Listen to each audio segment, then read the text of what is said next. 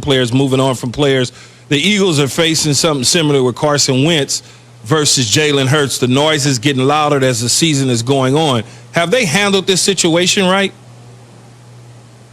You know, Key, it's getting close to saying no, because at the end of the day, as you know, the best players should play. And we've been in a situation where one year we traded for Rick Myrer. He wasn't very good. And we saw Coach Parcells bench him, that's right, and play Ray Lucas, an undrafted free agent out of Rutgers. He gave us a better chance to win. And when you're the head coach, the standard is the best players play. That goes for the left tackle. It also goes for the quarterback. Right now it's clear Carson Wentz lacks confidence. He cannot pull the trigger consistently. Jalen Hurts, we don't know. The only grade we could give Jalen Hurts is a grade of incomplete, but we know that he's young, he's athletic, he's competitive. So I think that window is closed. And if I'm Doug Pederson, I got to look at this objectively and say, who gives us the best chance to win? Mike, the best chance to win is the line. I think that is Jalen Hurts. The one thing that keeps pushing down on me is you have to follow the money.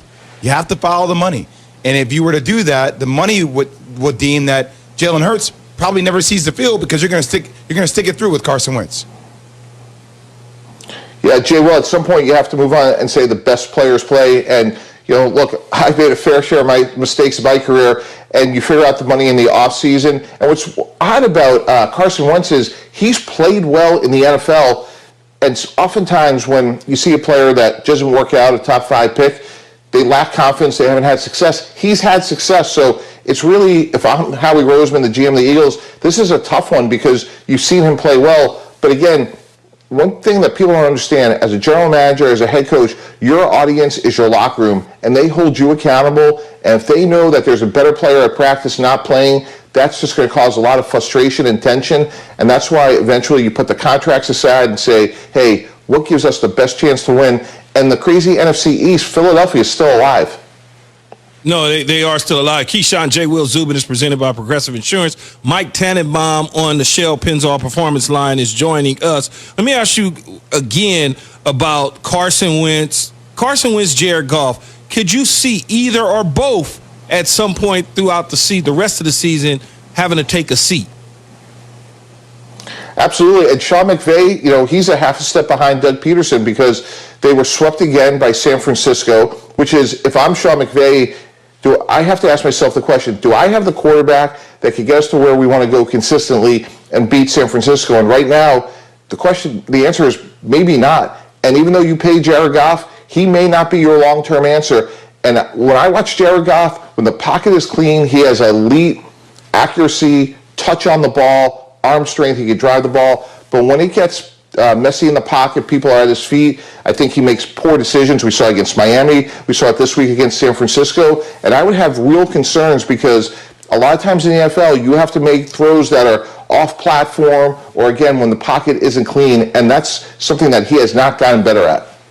Mike, let's go from one quarterback in the NFC West to another in the West, in the Arizona Cardinals and Kyler Murray. Have teams cracked the code on him? Have they figured out Cliff Kingsbury and the way Kyler Murray are going to do this?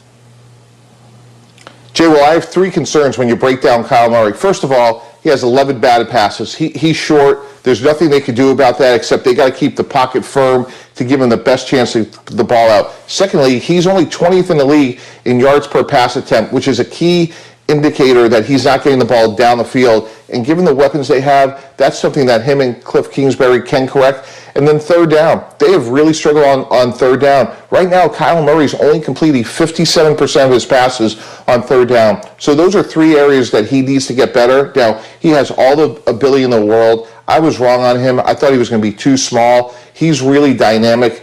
And if you go back to the game last week, he didn't play great against New England, but if they hit the 46-yard field goal, that game at a minimum is in overtime, and likely they beat New England. Mike, what's the best current job opening in the NFL? You got the Lions, the Falcons, or the Texans. So you got 3 openings that sit there. What's the best one for one of these candidates that's out there? Yeah, you always follow the quarterback, and you look at Houston, and I think Deshaun Watson right now, if you just look at how they're playing right now, Key, to me, he's top 5, maybe top 3 in the league. So you have a young quarterback. He's under contract. It all goes from there. You have a young owner that inherited the team. He's someone that hopefully you could work with and build with. So because of Deshaun Watson, I would start with the Houston Texans. So that seems to be the reasonable choice. And by the way, I just wanted to mention on the Kyler Murray point, the teams are blitzing him a lot more now, a lot more. There's a great piece on ESPN Plus this morning talking about if indeed the code has been cracked, as Jay has said. Mike, thank you so much for joining us this morning. All right, Mike. Great to be with you guys. Thanks. Yeah, you made a mistake right here sitting in this chair, but we won't mention that. What are you talking about?